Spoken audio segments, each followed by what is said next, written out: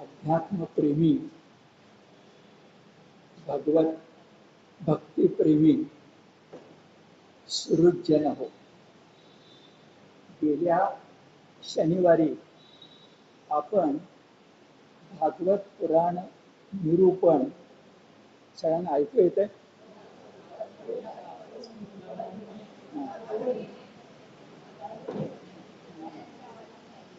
बघ जरा.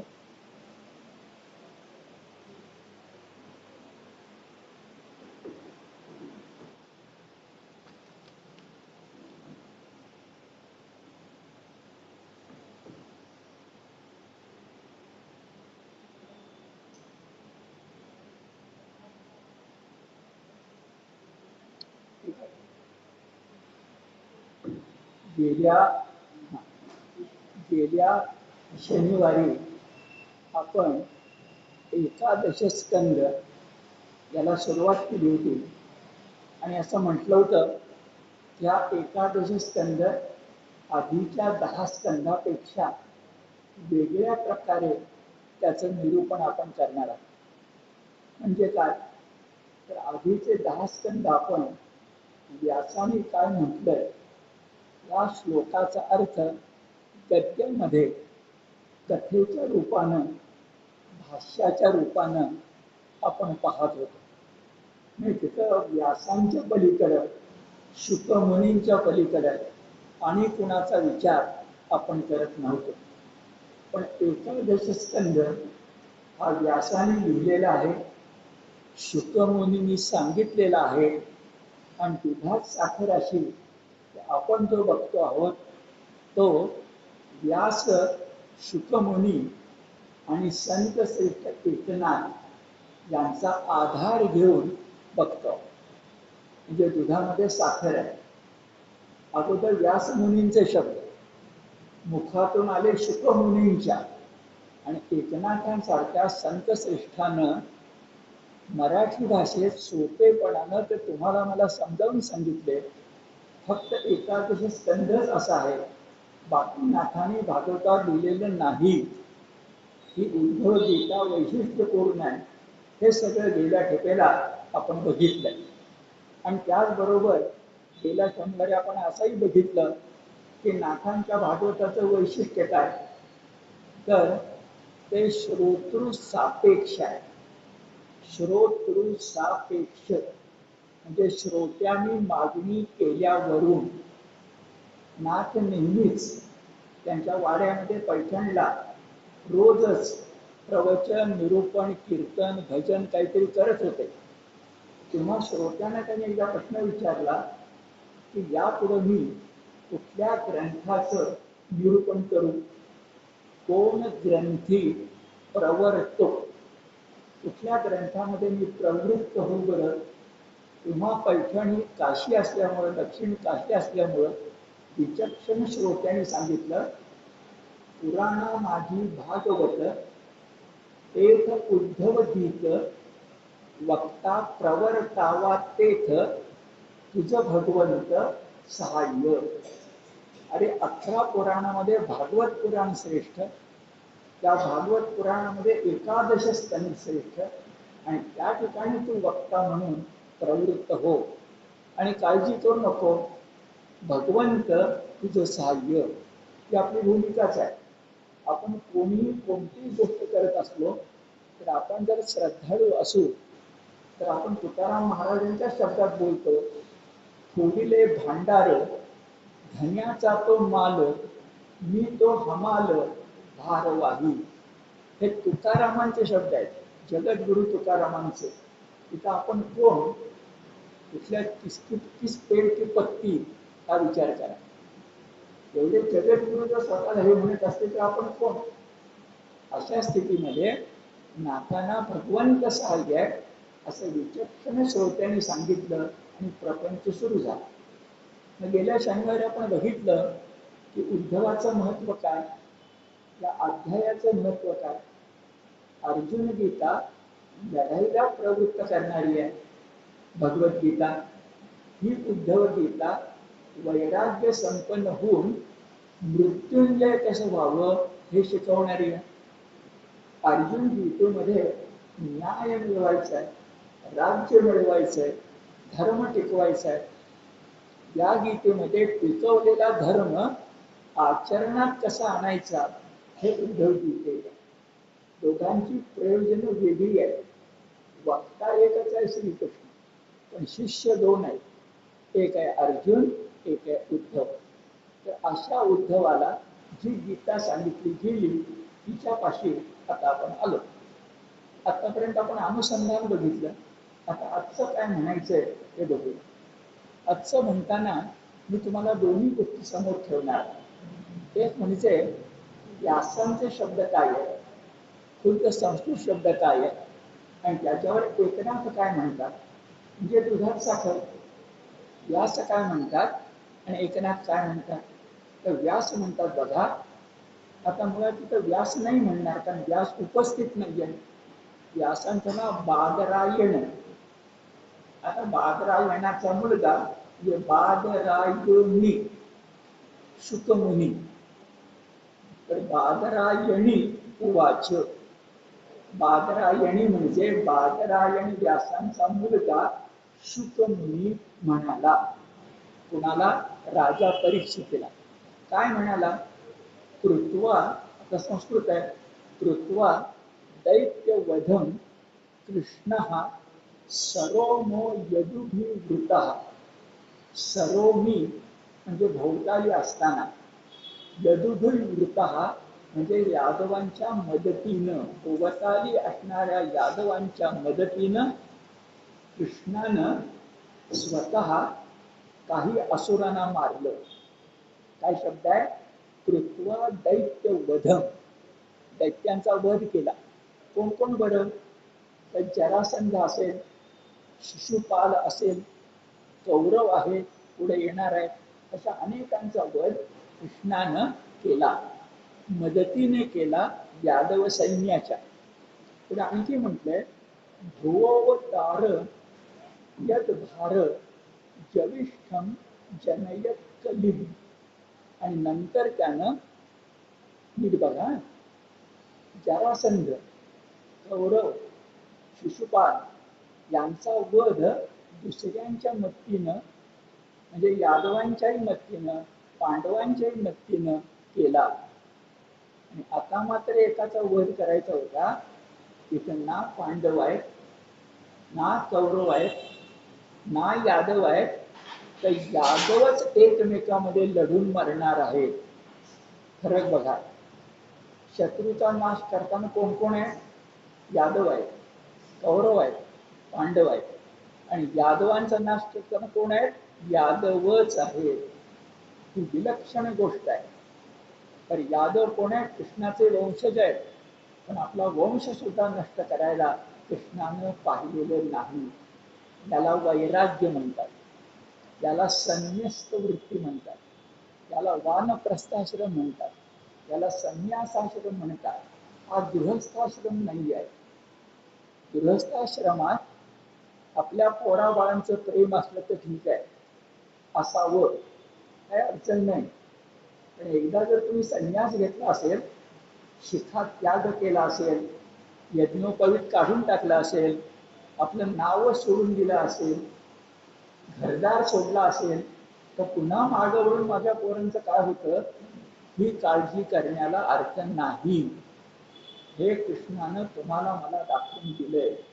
म्हणून शब्द असे आहे, भो अवतार भारम जविष्ठम जनयत कलिम. कसा बरं यादवांचा भार नाहीसा केला? कृष्णाला सुद्धा स्वतःला सुदर्शन चक्र चालवून सगळे यादव नष्ट करता आले नसते. कारण संख्येनं मुंग्यांसारखे प्रचंड होते. किती माराल? शिशुपाल एकटा मारणं शक्य आहे, सगळे यादव मारायला किती दिवस लागतील? मग यादवांच्या कली निर्माण करायचं. कली म्हणजे कलह, कलह म्हणजे भांडण. आणि त्यावेळेला ते बरोबर आहे, पण कलियुग कृष्ण गेल्यानंतर सुरू होणार आहे. परीक्षिती होता तोपर्यंत कली बंधनात होता, पण कली आला होता. जन्मेजयाच्या काळात कली होता, आज कली आहे. कृष्णाच्या काळात तो आला होता, पण अजून ताकद दाखवू शकत नव्हता. त्याचाच उपयोग करून काट्यानं काटा काढणं, त्या कलीचाच उपयोग करून यादवांच्यात भांडण लावलं. का लावलं थोड्या वेळात आपण बघू. तर हा आहे संस्कृत श्लोक. त्याच्या नाथ म्हणतात. शब्द सोपे आहेत. पूर्ण ब्रह्म स्वये श्रीकृष्ण, बळी बळीराम लोक रमण, बलवान असणारा बलभद्र, बलवान असणारा बलराम, निधडे यादव मेळवून जाण. उदाहरणार्थ सात्यकी नाव आपण ऐकलेलं आहे, गीतेत सुद्धा आहे. सात्यकी हा यादवांच्या मधला अत्यंत ताकदवान माणूस आहे. सात्यकी तर एकटा नव्हता. आपण दशमस्कंदाचा शेवट केला तेव्हा कृष्णाचा वंश सांगताना काही शब्द उच्चारले आठवतात का बघा. कृष्णाच्या घराण्यात महारथी अतिरथी यादव झालेले आहेत असं आपण म्हणतोय दशमस्कंदात. ते सगळे कौरवांच्या बाजून लढले, पण सैन्य कौरवांना दिलं कृष्णानं. पण यादव ताकदवान होते यात शंका नाही. निधडे, त्या निधडे यादव श्रीकृष्णे दैत्य निर्दालन केले. अडचण काय झाली, जे यादवासी न येत कधी ते श्रीकृष्ण करी बुद्धी, सखे स्वजन स्वगोत्रामध्ये कलह उत्पादी घनघोर. यादव अत्यंत निधडे होते, ताकदवान होते, कृष्णाचे वंशज होते. त्यांना मारणं ही गोष्ट कठीण होती. मग कृष्णानं त्यांच्यामध्ये कलह उत्पन्न केला आणि त्याला मारलं. कसं मारलं ते गोष्ट तुम्हाला माहिती पण आहे. मुसळ वगैरे ती थोड्या वेळाने येणार आहे. पण त्याच्या आधी एका प्रश्नाचं उत्तर आपण देऊया, निरूपण करतोय म्हणून. पण तुम्हाला मला लोक विचारतात की का हो कृष्णाचे वंशज म्हणजे वंशदाय DNA अशा भाषेत बोलायचं तर त्यांनी चांगलं असायला पाहिजे की नको. कृष्णाच्या पोटी जसा सूर्याच्या पोटी शनीश्वर जन्मास येतो तसं यायला नको. कृष्णाची मुलं बाळं कशी असायला पाहिजेत, चांगली असायला पाहिजेत. मग असं काय घडलं ते त्यांच्यामध्ये भांडण लावायला लागलं. तर ध्यानामध्ये घ्या, माणूस झाला, वंश झाला, समाज झालं, राष्ट्र झालं, ही नियती नावाची एक वेगळीच गोष्ट आहे. आणि ती नियती काय करते तर माणसांनाही बिघडवते. यादव कसे बिघडले आता इथं नाही आहे, पण माझ्या अभ्यासातून तुम्हाला सांगतो. कृष्णानं दुर्योधन आणि अर्जुन भेटायला आल्यानंतर दोघांनाही म्हटलं मी एकटा एका बाजूला आणि माझं सैन्य दुसऱ्या बाजूला, काय पाहिजे ते मागून घे. दुर्योधन एकदम खुश झाला आणि म्हणाला तुझं सैन्य दे. सैन्य गेलं यादवांचं कौरवांच्या बाजूला. बरं काय होतं, दिलं म्हणजे दिलं. तिथं मग लढू का न लढू असं नाहीये, दिलं म्हणजे दिलं.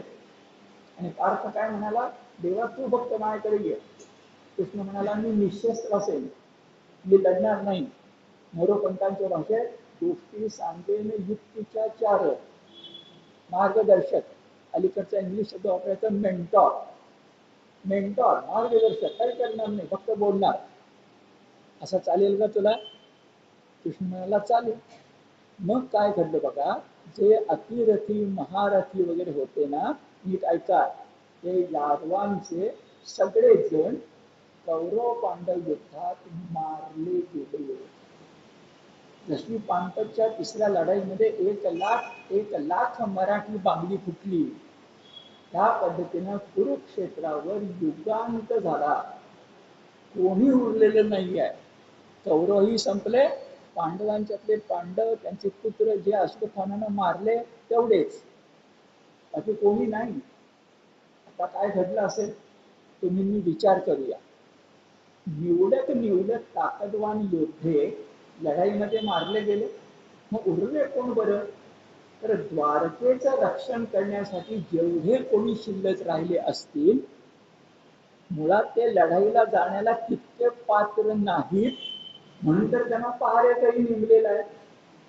आणि असे जे राहिले असतील की एक पिढी असेल, त्या पिढीची जी मुलं असतील जे ऋषींची चेष्टा करणार आहेत, त्या पिढीची जी मुलं असतील त्यांना ना पराक्रम माहिती आहे, त्यांना ना कृष्ण माहिती आहे, त्यांना योगांत माहिती आहे, त्यांना फक्त सोन्याची द्वारका माहिती आहे. आपल्या घडतं तसं आजोबा त्याचे मिळवून ठेवतात, मुलगा कसं तरी चालवतो आणि नातू उधळूनच टाकतो. तसंच आहे. हे जे उरलेले यादव कुमार होते ते नातू होते. ते जन्मास आले ते सोन्याचा चमचा घेऊन, परिणामी आळशी, परिणामी काही करायला नको, म्हणून त्यांनी ऋषींची चेष्टा केली.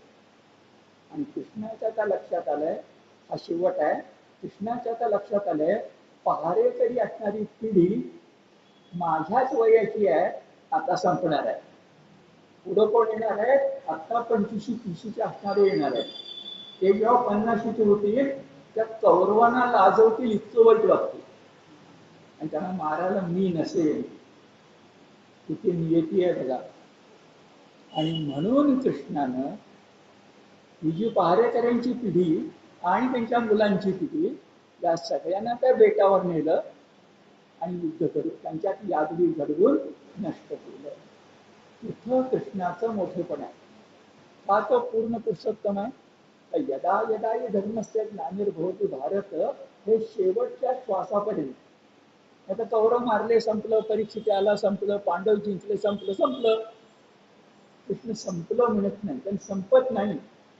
माणूस जोपर्यंत आहे ना तोपर्यंत राम आणि रावण कायमच राहणार. हे खात्रीने बाळगा तुम्ही. आज आपल्या देशात काय चाललंय, जे घडलं नाही ते घडलं तरी सुद्धा आनंद नाही, आणखी काहीतरी घडलं पाहिजे. माणूस असाच असतो, त्याला इलाज नाहीये. हा विचार जर आपण केला तर कृष्ण भगवान तेवढा नियतीचा सुद्धा भेद करणारा आहे. काय ते आपणच संपून जाऊया आणि म्हणून यादवांचा नाश झालाय हे अनेकदा आपल्या लक्षात येत नाही. तर सविस्तर मी आपल्याला ते सांगितलं. त्यानं यादवांचा नाश जर केलाच, पण त्यानं कौरवांचा नाश का केला? आता एकनाथी भागवत तुमच्या घरी असेल तर, नाही तर कुठे ते मिळालं तर वाचून बघा. मी सगळे घेऊ शकत नाही. मोठं छान वर्णन केलं.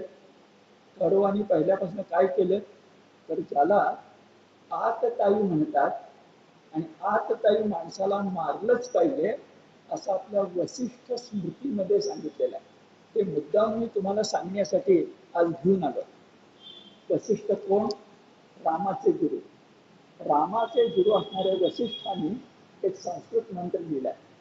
त्यात ते म्हणतात, एवढं एवढं करणारी माणसं अतिरेकी, आतताई, आज आपल्याला सगळं माहिती आहे.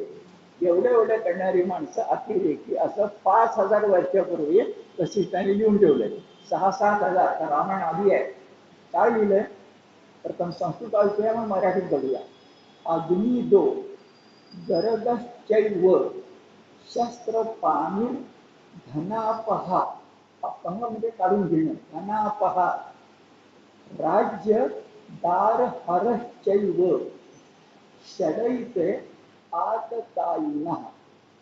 षड म्हणजे 6, यांना आतताई म्हणावं. पुन्हा कुणाला? जे दुसऱ्याच्या घराला आग लावतात. आता मी जास्त बोलत नाही, आज काही वेगळं आहे का मला सांगा. जे दुसऱ्याच्या घराला आग लावतात, जे दुसऱ्यावर विषप्रयोग करतात, जे कोणी हातामध्ये तलवार घेऊन दरोगा घालून दुसऱ्याचं धन पळवतात. 3 झाले. चौथं कोण बरं? जे कोणी राज्य मिळवतात. एक मिनिट पुन्हा सांगतो. अग्निकांड करतात, विषप्रयोग करतात, शस्त्रानं मारतात आणि मारवतात. शस्त्र पाणी ही मारणं आणि मारवणं. तिसरे. चौथे कोण? धनापह, पैसा पळवणारे. 5वे कोण? राज्य पळवणारे. आणि 6वे कोण? स्त्रीला पळवणारे. अशांना आतताई म्हणतात. आता सहज विचारतो, कौरवांचं डिस्क्वालिफिकेशन हे सगळं आहे की नाही मला सांगा. क्वालिफिकेशन नाही, डिस्क्वालिफिकेशन. त्यांनी लाक्षागृह केलं, अग्निकांड. त्यांनी बाल भीमाला विषाचे लाडू चारले विषान्न. त्यांनी दूध खेळून राज्याचा अपहार केला, मारलं मारवलं. द्रौपदीची विटंबना केली. थोडक्यात पूर्णपणे आतताईचे सगळे गुण दुर्योधनानं पार पाडले असं आपल्या लक्षात येईल. आणि त्याच वशिष्ठ स्मृतीमध्ये सांगितलंय, आपण खास लक्षात घेऊया. आजच्या काळामध्ये आपण स्वसंरक्षण आणि राष्ट्र संरक्षण हे केलंच पाहिजे. मी सहज तुम्हाला माहिती म्हणून सांगतो. आज आपल्याकडे नव्या अभ्यासक्रमामध्ये मुलांना अभ्यासाच्या बाहेर 4 विषय देतात. त्यामध्ये एक विषय स्वसंरक्षण आहे. मुलीही सुद्धा स्वसंरक्षण शिकलं पाहिजे. कराटे खेळता आले पाहिजे. अबलाही अबला नको, हे आपल्या नव्या अभ्यासक्रमात आहे. काय ते शिक्षकांना विचारा, मला नुकतीच माहिती कळली म्हणून तुम्हाला मी सांगतोय. याला म्हणतात शिक्षणाचं राष्ट्रीयकरण. इतके दिवस आम्हाला शिक्षण जे काही शिकवलं जात होतं त्याच्याबद्दल न बोललेलं बरं. आता खऱ्या अर्थानं माणूस आणि राष्ट्रभक्त नागरिक घडवण्याचं शिक्षण दिलं जात आहे. मी इंग्लंडमध्ये म्हणून तुम्हाला सांगतो.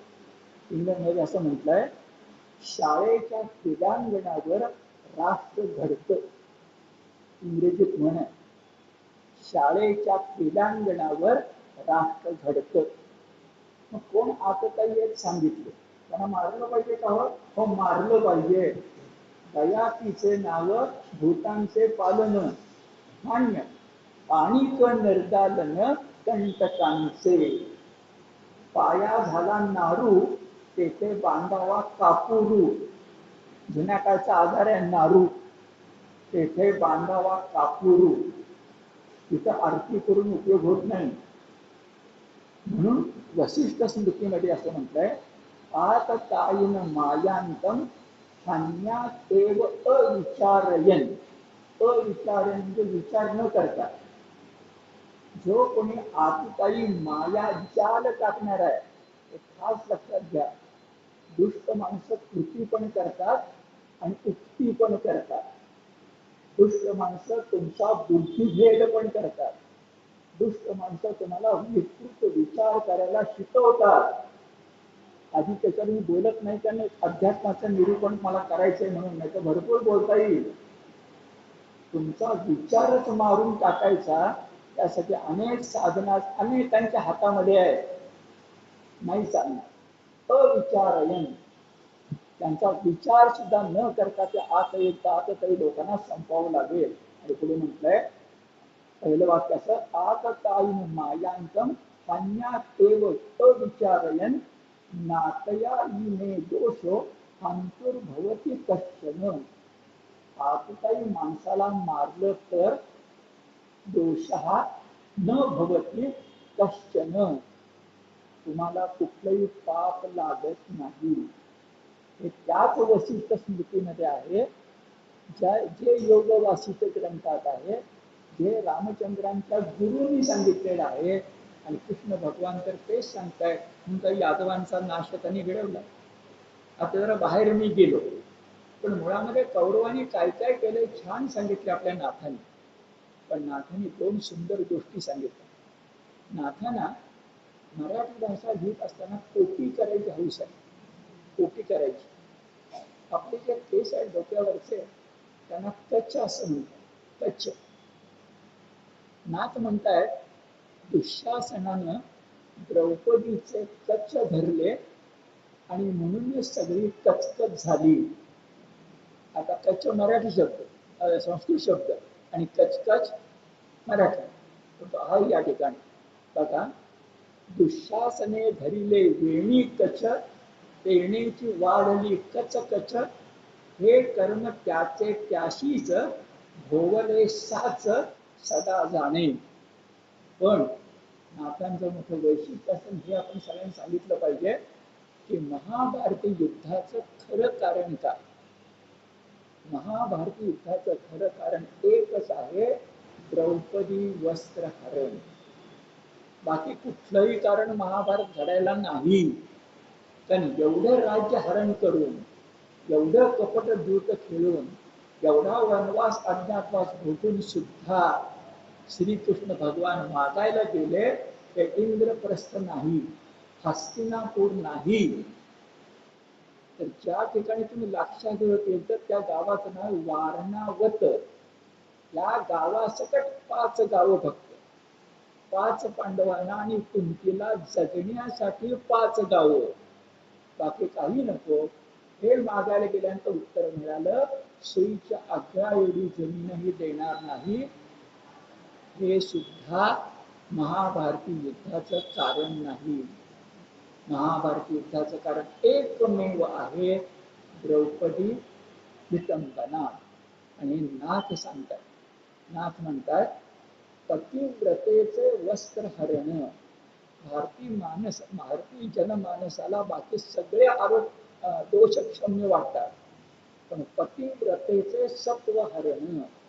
पुढे म्हटलंय, पतिव्रतेचे वस्त्र हरण, तेने तत्काळ पावे मरण.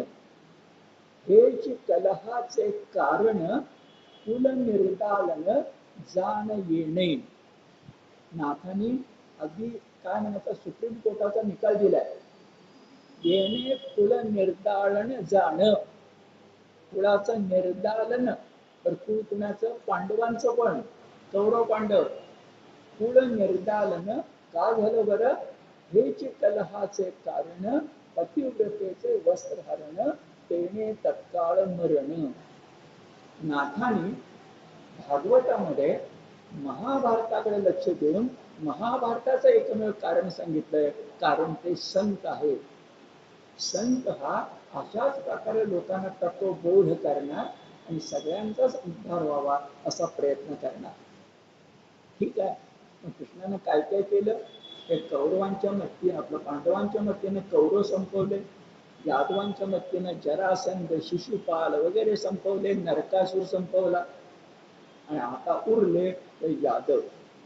यादवांना संपवायचं असा विचार भगवंताच्या मनामध्ये का आला बरं? तर भगवंताने विचार केला, आता नाथांनी 3 दृष्टांत दिले. दृष्टांत म्हणजे दाखले. कलह उत्पन्न करून यादवांना संपवायचं कुणाप्रमाणे? अग्नी कर्पूर खाऊनी वाढे, कापूर संपता अग्नीही उडे, तैसे यादवांचे अति गाढे, झाले रोकडे निदान. अग्निकुंड आहे, त्यात कापूर घातला तर प्रथम कापूर संपतो आणि थोड्या वेळानं अग्नीही संपतो. यादवांच्या मदतीने काही काम केलं, आता यादवांनाही संपवलं पाहिजे. दाखला क्रमांक 1. दुसरा कसा बघा, केळी फळे तव वाढे वाढी, फळ पाके माळी झाड तोडी, तैसी यादव कुळांची शीग काढी, चढे रोकडी स्मरणार्थ. नाथांचं निरीक्षण अत्यंत सूक्ष्म आहे. आपल्या सगळ्यांना माहिती आहे, केळीला झड आल्यानंतर, मोठा झड आल्यानंतर पुन्हा त्या केळीला नवा झड येत नाही. मग त्या केळीचा उपयोग सुशोभीकरणासाठी तर होईल, नाही तर संपून जाण्यासाठी. मग केळी का नाश झाला याची चिंता करायची नाही, असं यादवांचा नाश का झाला याची चिंता करायची नाही. तिसरा दृष्टांत दिलाय, झाडावर फळं असतात, झाडावर फुलं असतात, पण त्यांना ज्याप्रमाणे योग्य वेळेला वनमाळी घेऊन जातो. आता काय शब्द आहे बघा, फुलं आणि फळं यांना वनमाळी घेऊन जातो, तसं हा वनमाळी पण आला आणि यादवांना घेऊन गेला. वनमाळीचं कामच आहे, त्याला काय करणं? नाथ आपल्याला असं सांगतात. आता हे सगळे यादव जे होते, त्या यादवांचा नाश कसा कृष्णाने केला? या संधीने शब्द सुद्धा छान वापरलाय. अंतःकली यदुकुलस्य विधाय वेणुस्तंभस्य, वह्निमिव शांतम उपैति धाम. संस्कृत श्लोक आहे, त्यात एक छान कोटी आहे. कृष्णानं काही गुरांना, मनुष्य प्राण्यांना, गोपाळांना, यमुनेच्या लाटांना मोहविण्यासाठी बासरीचा उपयोग केला. ही बासरी येते कळकापासून बांबू पासून. पण ती बघतानाच कृष्णाच्या डोक्यामध्ये आलं की बासरी चांगली आहे, पण बासरी ज्या कुळातून येते ते जे वेळूचं वन आहे त्यांच्यात कधी काळी एकमेकाला घासून अग्नी पेटतो आणि वेळूचं म्हणजे बांबूचं वन स्वतःच्याच गुणांनी नष्ट होतं. त्याला मोठा पुरावा म्हणजे आज सुद्धा अमेरिका देशात, आधी USA नव्हे, आसपास सगळं अन्य ठिकाणी आपल्याला माहिती आहे, अनेक ठिकाणी वनामध्ये असे वनवे लागतात जे 18 दिवस मध्ये 2-2 महिने टिकतात. कोण गेले वणवा लावायला? कोणी गेलेलं नाही. वारा वाहतो, बेट घासतात, अग्नी येतील. तसं या यादवांच्या मध्ये कोणी दुसरा दोषी नाही ना, कृष्ण सुद्धा. तुमचं गुण, तुमचं कर्म, तुम्ही काय करताय भोगा, जसं कर्म तसं फळ, माझा संबंध नाही. मी येतील, मी तो शब्द वापरलाय, वेणुस्तंभस्य वन्ही. वेणू म्हणजे बांबूचं बेट, कळत बांबू, त्यात वन्ही पेटतो, तसा वन्ही पेटवला आणि कृष्णानं त्या सगळ्यांना नष्ट करून टाकलं. पण गंमत अशी, नियती सुद्धा अमूर्त नसते, नियती सुद्धा मूर्त असते. जसं अगदी साधं बोलायचं, त्या माणसाचा मृत्यू झाला आपण विचारतो काय झालं हो शेवटी, काहीतरी कारण सांगितलं जातं आणि मरण झालं. खरं तुम्हाला तिखट भाषेत सांगू, मरणाला कारण लागतच नाही. तिखट बोलतोय, क्षमा करा मला, मरण मरणच असतं. ते मरण सुद्धा बहुतेक स्वतः त्या जबाबदारी घेत नाही, म्हणून कारण निर्माण करतो. आम्ही लोकांना सांगतो या कारणानं गेले, जाणारच होते पण या कारणानं गेले. आता शब्द महाग घेतो, पण तुम्हाला काय फार आवडणार नाही निरूपणाला, पण मनात आलं ते बोल. या पद्धतीनं बघा, नियती सुद्धा स्वतःवर घेत नाही. कृष्णाने काय केलं, यादवांचा नाश तर करायचा, यादवांचा भांडण तर पेटवायचं, पण कृष्ण नीती अशी आहे की जमेल तितकं अलिप्त करायचं. लपंडाव, कृष्णाने छान लपंडाव केला. आणि काय लपंडाव केला, ह्या यादवांचं पाप वाढलेलंच आहे, पण काहीतरी निमित्त दाखवायला पाहिजे की नको.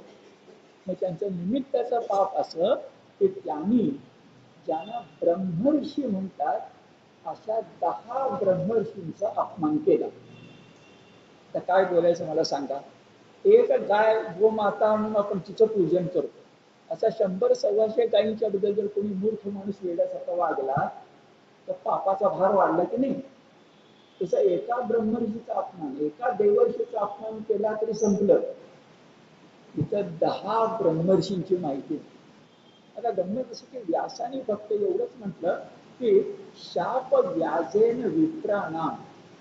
व्याज म्हणजे निमित्त, विप्र म्हणजे ब्रह्मर्षी. आता विप्रचा अर्थ वेगळा पण आहे, ते ब्रह्मर्षी. तर ब्रह्मर्षींच्या शापाच्या निमित्तानं, कोण होते ब्रह्मर्षी, का त्यांनी शाप दिला, तर यदुकुमारांनी एका गरोदर स्त्रीचं सोंग घेतलं आणि त्यांना फसवायचा प्रयत्न केला म्हणून. पण यदुकुमारांना असं ते सोंग घेतील आणि अपमान करतील तर त्याला एकत्र सगळे ब्रह्मर्षी उपलब्ध पाहिजेत की नको. नियतीचा खेळ करायचा आपल्याला, आणि सगळे ब्रह्मर्षी काय एकाच ठिकाणी असतील. आपल्या भारतात अनेक विद्यापीठ आहेत, त्या विद्यापीठाचे अनेक कुलगुरू आहेत, ते त्यांच्या त्यांच्या ठिकाणी आहेत. एकदम कोणी विद्यापीठात त्यांना हा म्हणतो ते येणार कसं काय.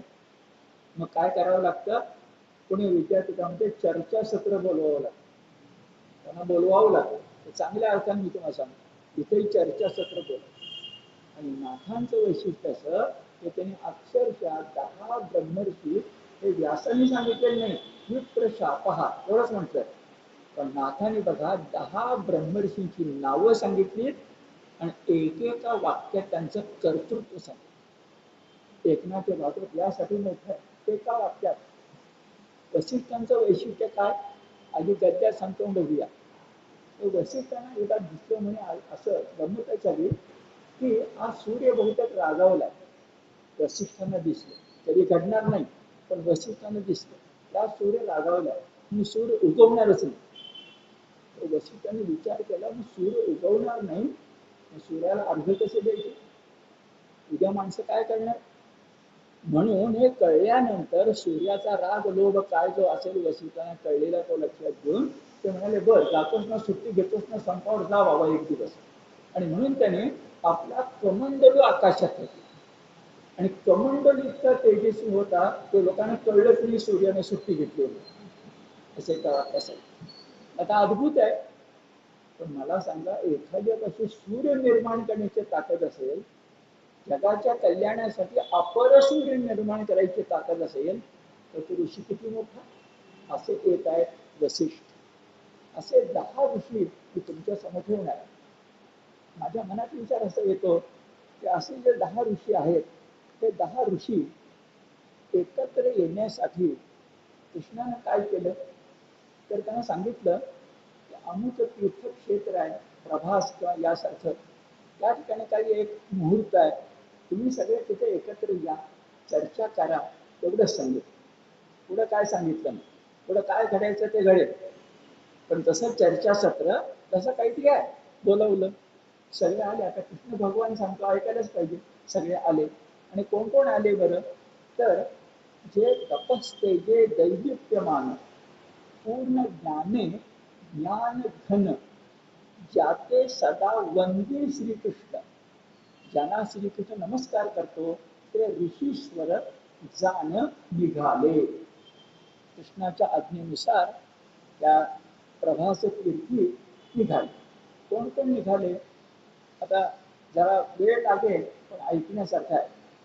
गायत्री मंत्रासाठी करू शके प्रतिसृष्टी, तो विश्वामित्र महाहठी तोही उठा उठी निघाला. हे फार महत्वाचं आहे. गंमत सांगायची तर 2 ऋषींना प्रथम बोलवावं, एक दुर्वास आणि विश्वामित्र.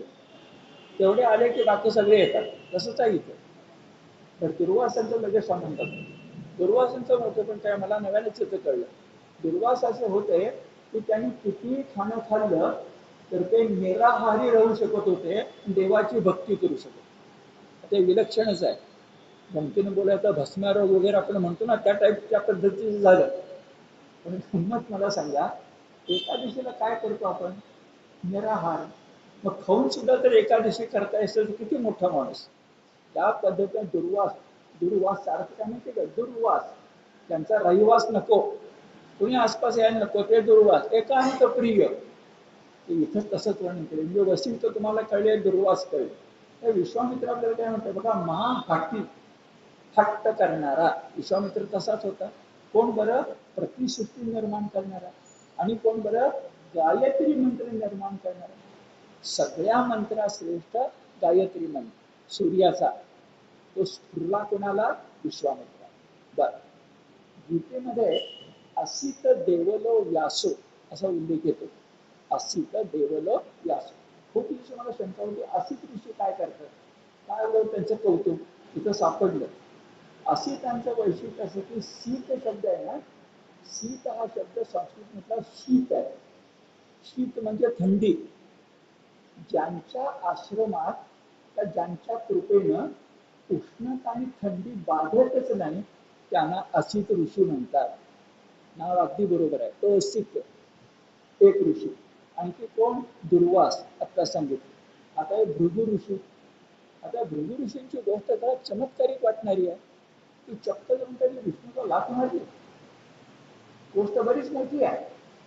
पण लाथ मारल्यानंतर कृष्णानं म्हणजे विष्णूनं काय म्हणावं, अहो माझी छाती योद्ध्याची आहे, तर तुमच्या सुकुमार पायाला काही लागलं तर नाही ना, संपलाच नाही विषय. लाथ मारल्यानंतर असा प्रश्न जर कोणी विचारत असेल, मी योद्धा आहे, मला लाथ लागली, पण तुम्हाला काय त्रास झाला नाही ना, का तुमचे कमल नाही, कमल नयन नाही, कमल लोचन नाही, कमल चरण आहे. असे कोण, भृगु. आणखी नाही गंमत आहे, आम्हाला ते छान वाटतं. जसं मनु म्हणतं की आपल्या डोक्यात एक वेगळाच विचार येतो, पण मनु शब्द फार वेगळा आहे. मनु म्हणजे युग करता. असे 24 मनु झाले.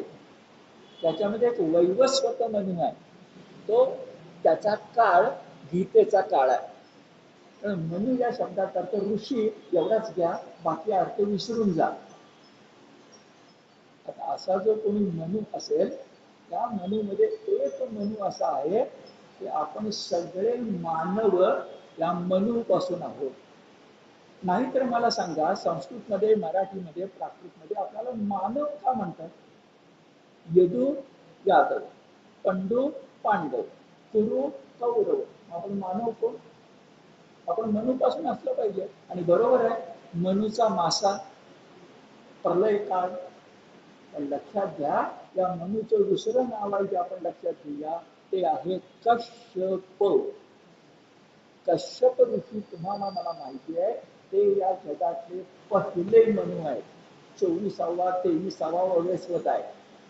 आणि विशेष गोष्ट अशी आहे, कश्यप या ऋषींच्याच पत्नी दिती आणि अदिती यांच्यापासूनच कोण कोण जन्मास आले? आपले मानव, दानव आणि देव. म्हणजे मानव मनुपासून आणि कश्यपांपासून मनुचंच रूप. नुसते मानव नाहीत, दानवही जन्मास आले, देवही जन्मास आले. म्हणजे प्रजापिता जर कुणाला म्हणायचं असेल, प्रजापती नाही, प्रजापिता जर कुणाला म्हणायचं असेल तर कश्यप मुनींना म्हटलं पाहिजे.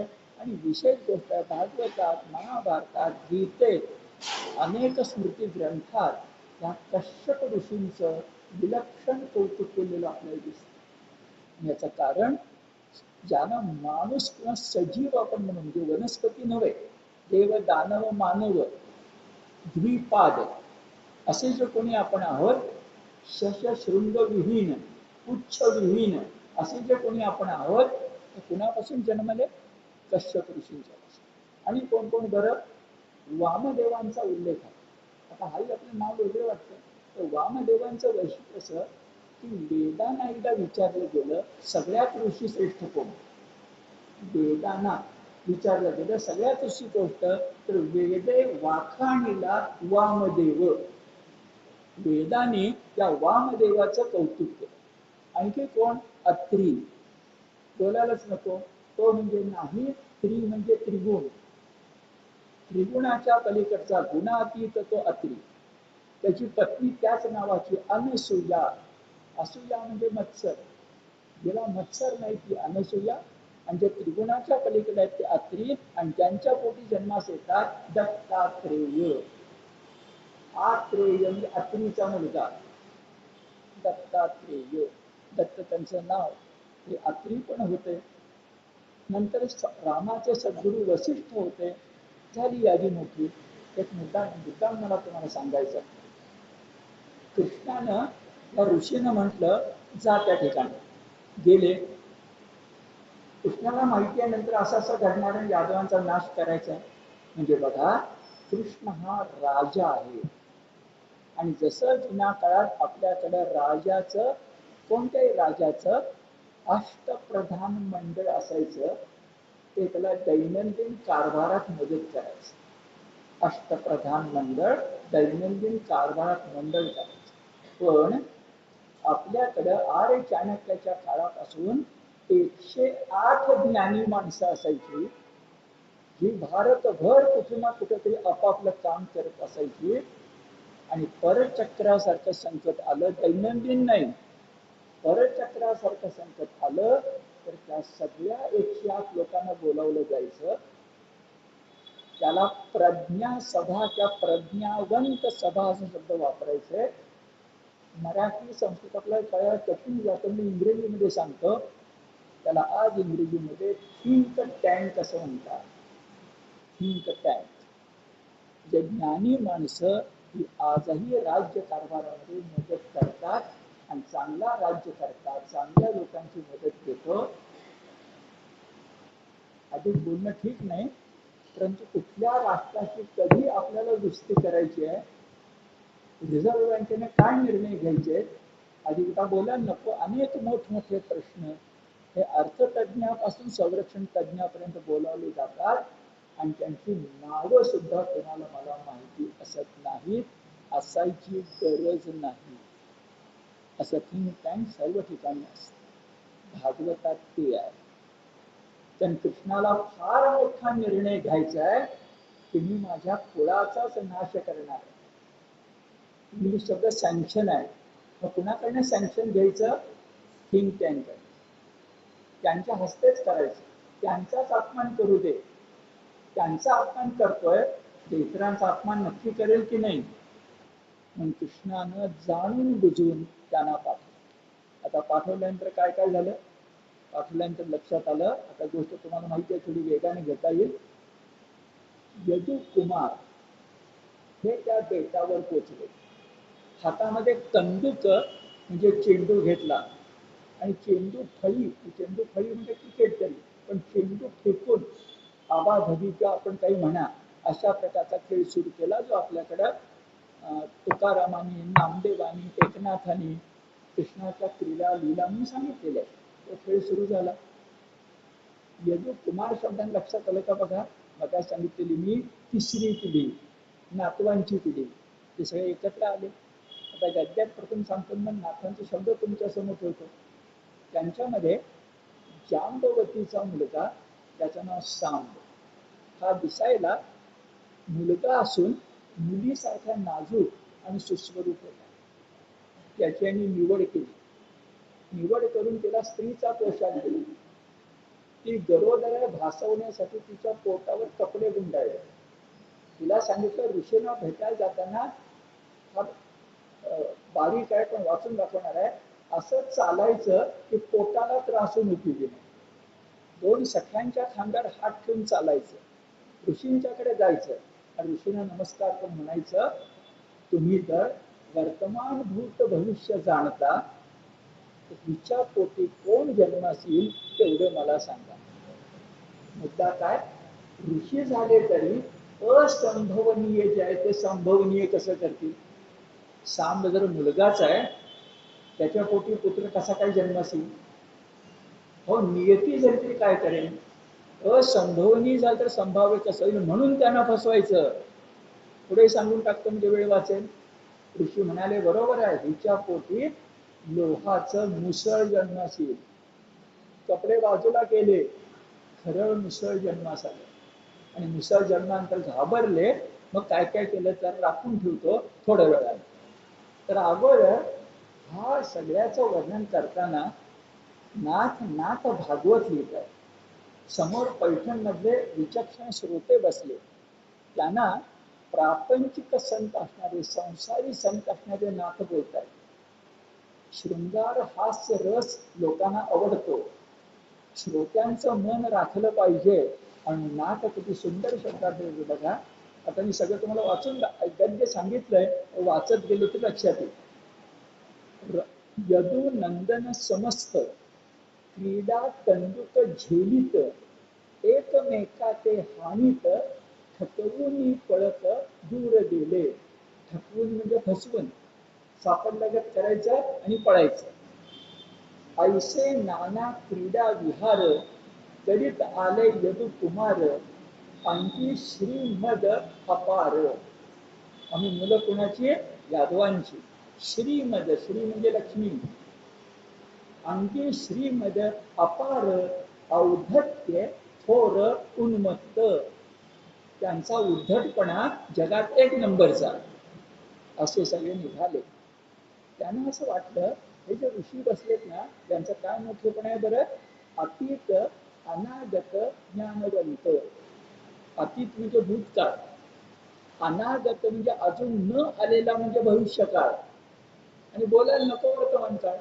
ज्ञानवंत, यांना सगळं कळतं. आता यांनाच फसवूया. काय असतं, उद्धट माणसाला गंमत कुणाची करायची वाटते? ज्याची गंमत करण्याला इतरांना जमणार नाही त्याची आपण करायची. पण आपण मोठे आहोत ना, फसवायचं कोणाला? ब्रह्मर्षींनाच. मग त्याने काय केलं? त्याने विचार केला, ऋषी पुढे जाऊन पुढे मांडली. पुढे म्हणजे कपट, मुळातच उद्धट, त्यात कपट. सांबाला बनविलं स्त्री नट, अतिवरिष्ठ बाणविला. आता नाथांचे शब्द बघा, इथं कलावंत आहे. कसा दिसत होता सांब? तो श्याम सुंदर डोळसू, अंगी शोभला स्त्री वेशू, प्रमदा वैभव विलासू दावी विन्यासू सलज्ज. एका शब्दाचा अर्थ म्हणतो विन्यास म्हणजे हावभाव. दावी विन्यासू सलज्ज नयनी सोग याचे काजळ. साधं काजळ नाही, किमती काजळ, त्याला सोग याचं म्हणतात. नयनी सोग याचे काजळ व्यंकट कटाक्षू अति चपल. ज्याला पण नेत्र कटाक्ष म्हणून ते तो टाकत गेला. सुंदर सुकुमार वेण्याळ चाले निश्चल हंस गती. वस्त्रे बांधून या उदर नावेक केले थोर. तेने ते गरोदर दिसे साचार इतरासी. किती बारकाळ बघा. हात घालून सखियांच्या खांदी चालता उदर हालो निधी. विसावा घेत पदोपदी. इथे रंगवण्या.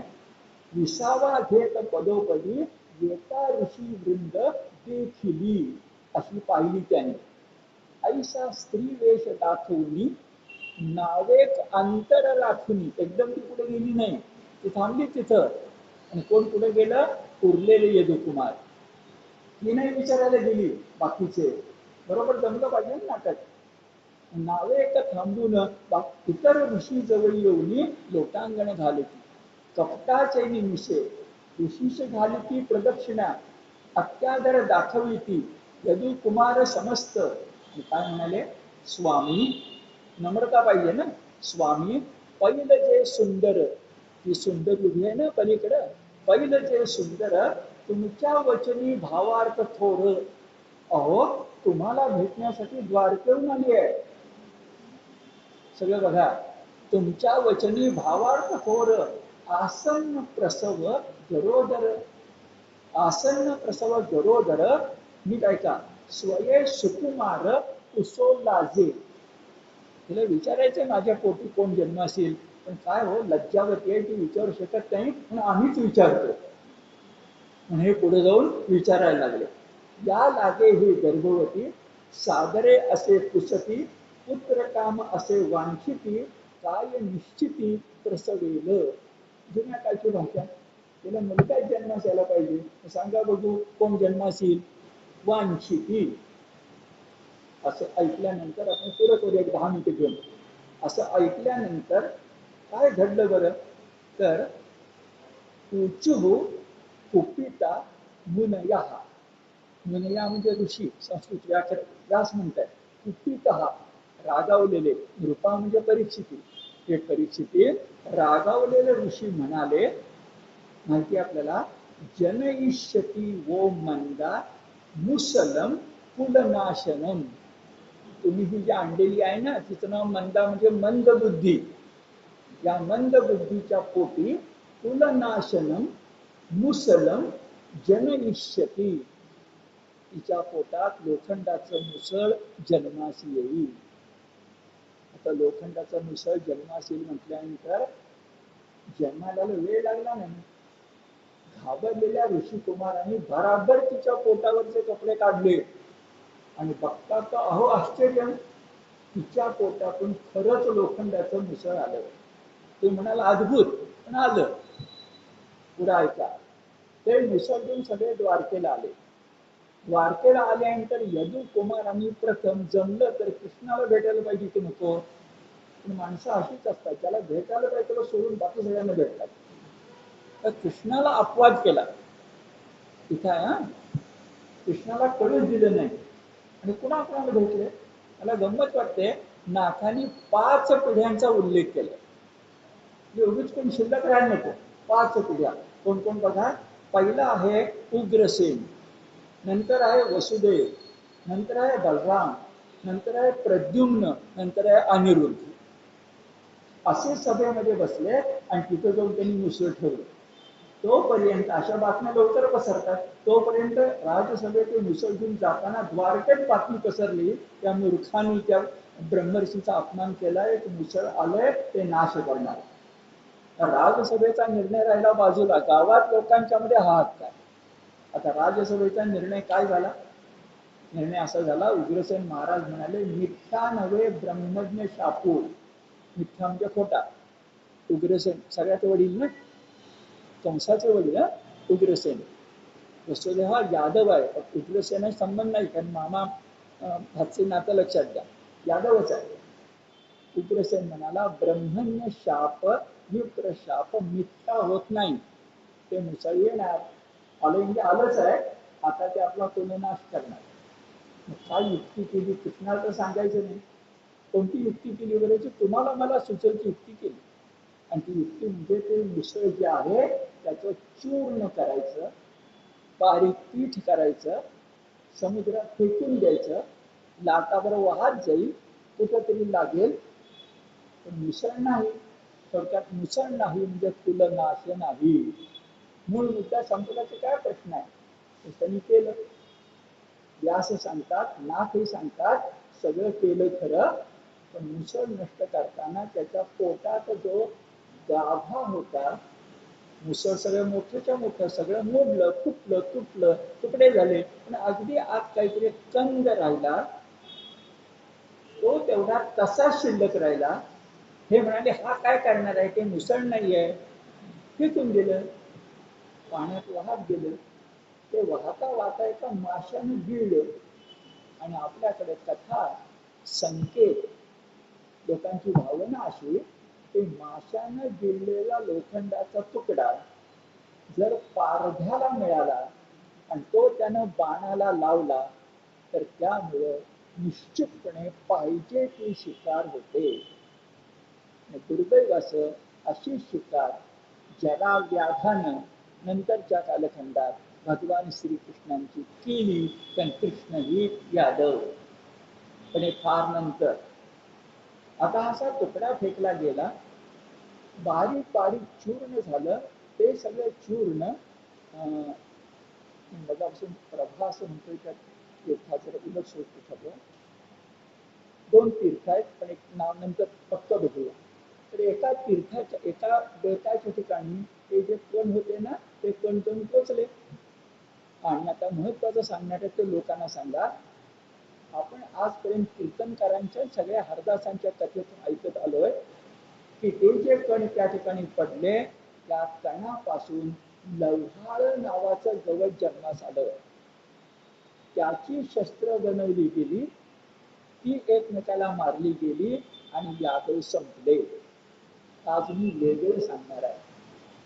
लव्हाळे असा शब्द या ठिकाणी नाही आहे. या ठिकाणी जो शब्द आहे तो फक्त नाथांनी मराठीत येरिका, येरिका, येरी म्हणजे दुसरा, येरू म्हणजे दुसरा, येरिका म्हणजे दुसरा असा शब्द वापरलाय. आणि यांनी फक्त चूर्ण एवढंच म्हटलेलं आहे. आणि माशाच्या पोटातल्या लोहापासून पडल झालं शकतो. म्हणजे काय काय आपल्याला मिळालं, लोह, चूर्ण, एवढे शब्द मिळाले संस्कृत.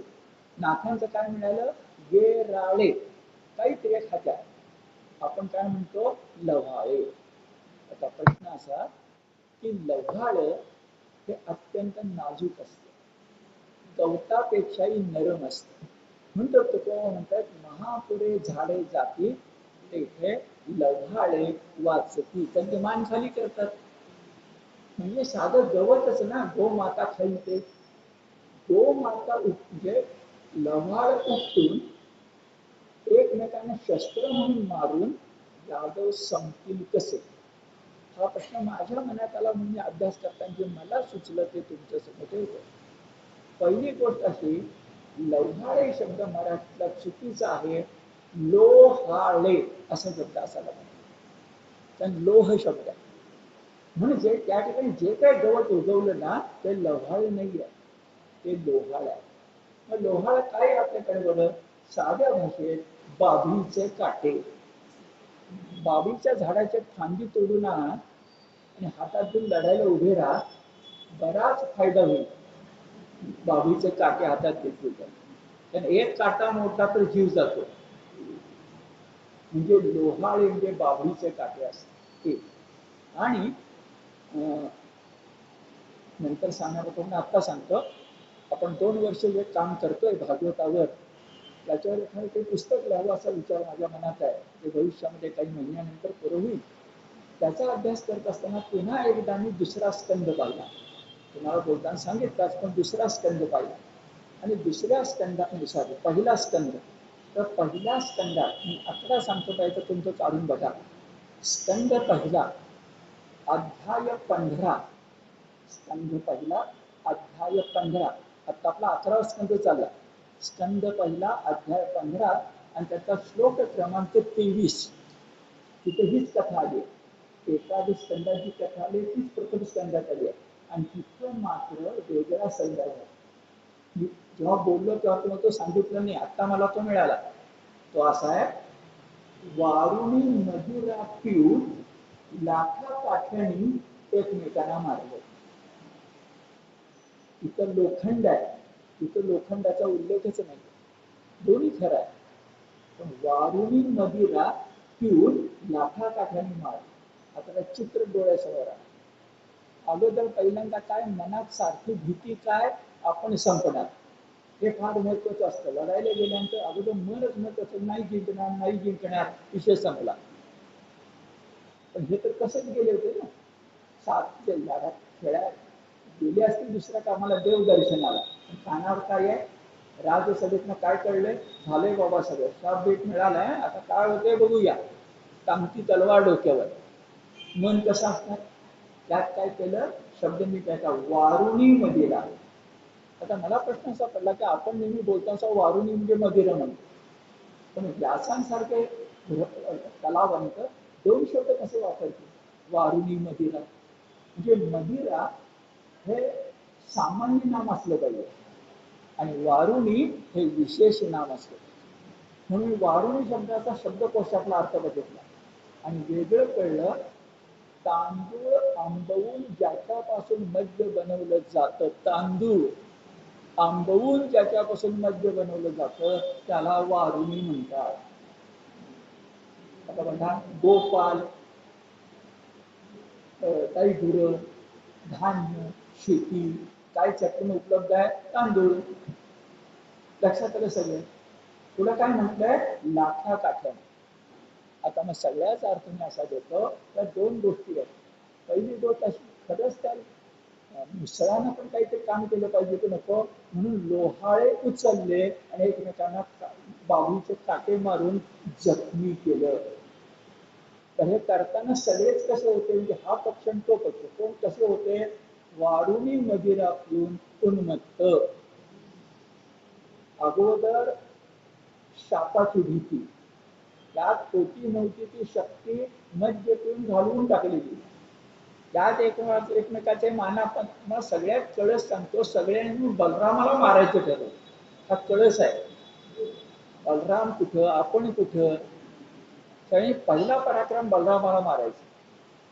म्हणजे ताकद संपलेली, मदिरेचा अंमल, बाबळीचे काटे झालेच.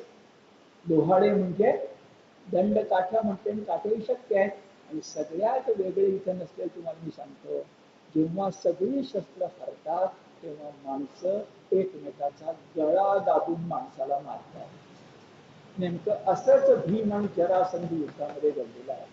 आपण बघा, द्वंद्व युद्ध आहे, गदा युद्ध संपलं, उरलं काय, बाहुबल.